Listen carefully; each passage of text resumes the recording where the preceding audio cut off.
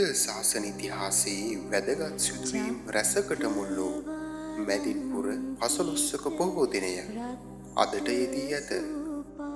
අප සම්බුදුරජාණන් වහන්සේ 20000ක් වූ ආර්ය මහා සංඝයා පිරිවරාගෙන සුද්ධෝදන රජතුමා සහ සිය ඥාතීන් අමා මහ නිර්වාණය ලබා දෙනුවස් කිඹුල්වත් පුරයට වැඩම කිරීමට ගමන් ආරම්භ කිරීම සිදුවීම, රාහුල කුමරු පැවිදිවීම සිදුවීම,